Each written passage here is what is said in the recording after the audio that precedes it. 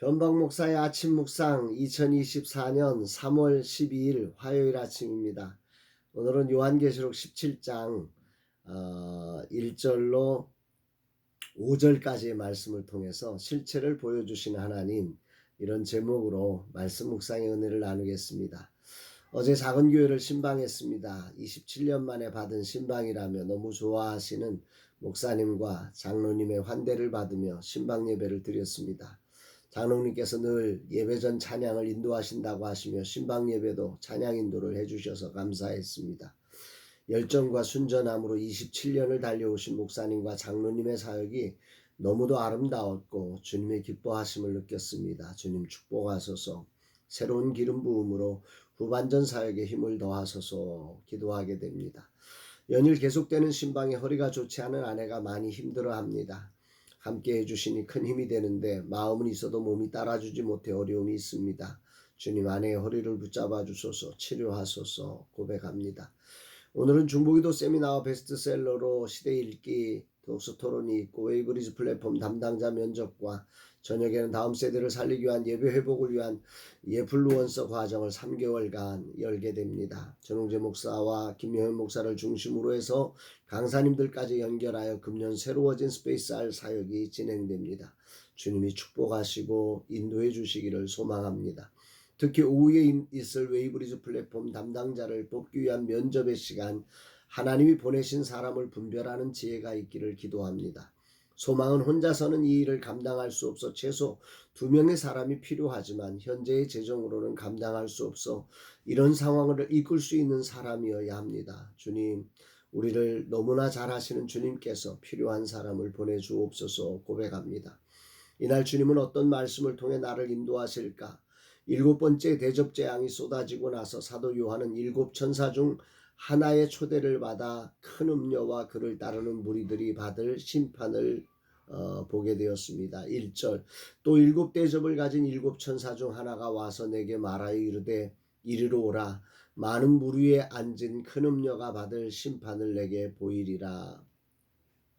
앞에서 땅, 물, 불, 공기를 심판한 후 이제 본격적인 심판으로 큰 음녀가 받을 심판을 천사를 통해서 하나님은 사도 요한에게 보여주시고 계시는 겁니다.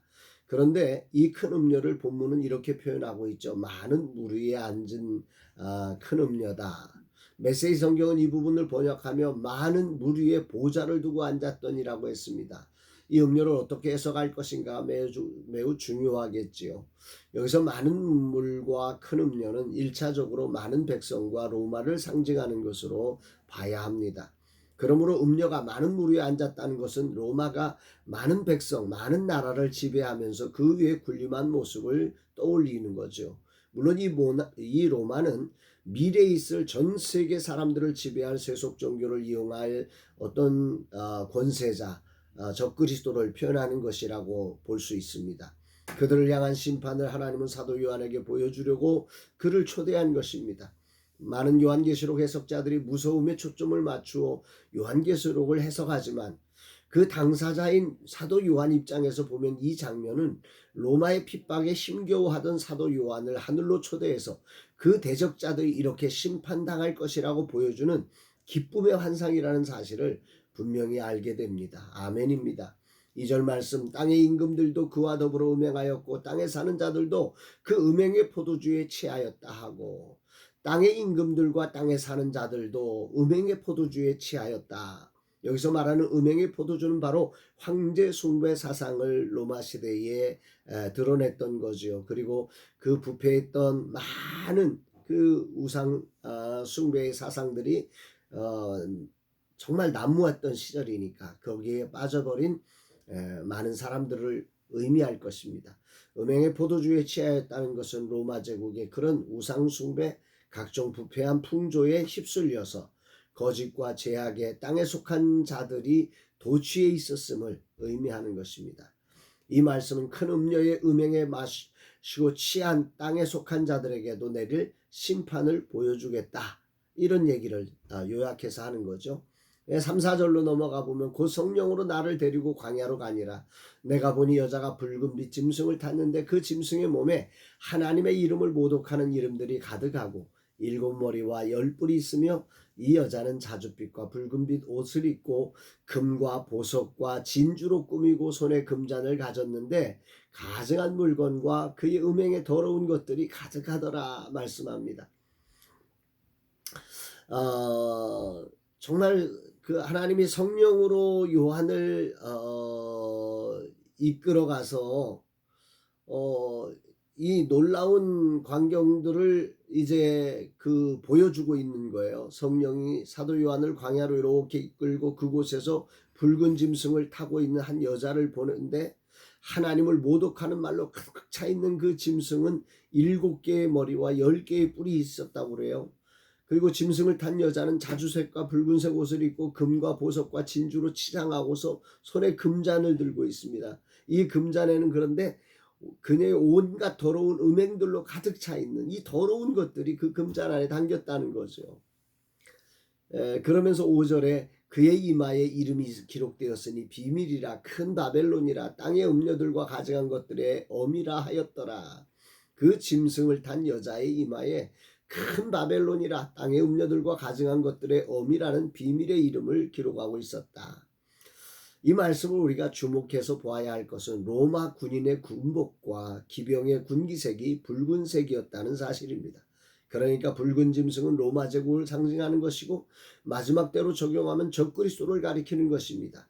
여자의 모습은 겉으로 볼 때 금과 보석과 진주로 꾸미고 금잔을 들고 있어 굉장히 화려해 보입니다. 그러나 그 안에는 더러운 음행과 가증함이 가득 차 있는 것입니다. 이것이 바로 하나님의 시각에서 본 세상 영광의 참모습이 아닐까 하는 생각도 해봅니다. 앞으로 세상은 엄청나게 화려해질 것입니다. 그래서 모두가 부러워하고 그 화려함에 동참하려고 땅에 속한 자로 가려는 유혹을 받을 것입니다. 하나님은 성령을 통해 요한을 인도하여 그 실체를 보여주고 있는 거죠. 주님은 요한을 통해서 우리로 마지막 시대를 살아가면서 이런 음녀의 심판이 있을 것과 그 실체의 화려함을 보여주고 계심을 이 아침에 묵상하게 됩니다. 요한계시록은 결코 무서운 책이 아니라 기쁨의 서신이요 반드시 읽고 깨달아야 할 하나님이 주신 소중한 성경이라는 생각을 다시금 하게 됩니다. 오늘 주님은 내게 무엇을 말씀하시는 것일까? 오늘 말씀을 이렇게 묵상하면서 것의 화려함에 빠지지 않는 실체를 분별하는 영적 지식을 이 마지막 시대를 살아가는 성도는 갖고 있어야 함을 깨닫습니다. 겉만 보면 우리는 반드시 그 화려함에 빠져 멸망의 길로 땅에 속한 자로 갈 수밖에 없을 것입니다. 특히 저에게는 오늘 웨이브리즈 플랫폼 담당자 면접에 그분이 가진 겉에 보이는 모습의 판단에 근거를 두지 않고 하나님의 마음과 뜻을 살피는 것이 중요함을 알게 하십니다. 하루하루 깨어있지 않으면 화려함과 편안함과 즐거움의 유혹에 나도 모르게 빠져 큰 음녀가 베푼 음행의 포도주에 취해 살아갈 수밖에 없음을 자백합니다. 주님 이 하루 깨어있게 하시고 진실로 주님의 뜻과 마음을 살피며 중심을 보시는 하나님의 마음으로 살아가게 하옵소서 고백하게 됩니다. 사랑하는 여러분, 이 하루 여러분들은 어떻게 살고 계십니까? 오늘이라는 시간 겉에 보이는 것들로 판단되어서 그 화려함을 쫓아서 살아가는 사람들의 비극을 우리는 역사 속에서 수없이 만납니다. 성경적 가치를 가지고 정말 믿음의 사람답게 살아가려고 결심하지만 그 결심은 오간되었고 화려함을 따르다 보면 엉뚱한 자리에 가 있는 자신을 발견하며 정말로 어떻게 해야 될지 갈팡질팡하게 되는 이런 연약함이 바로 우리 인간의 연약함이 아닐까 생각해보며 오늘 이 사순절 기간 동안 과연 내가 따라야 될 진실의 자리가 어디인지 겉의 화려함이 아니라 진리를 따르는 자로서 내가 무엇을 해야 하는지를 결정하며 정말 이 사순절 주님 닮아가고 주님이 원하시는 자리에 서서 주님이 원하시는 일을 감당하는 저와 여러분 모두가 되시기를 주의 이름으로 축복합니다. 사랑합니다, 여러분.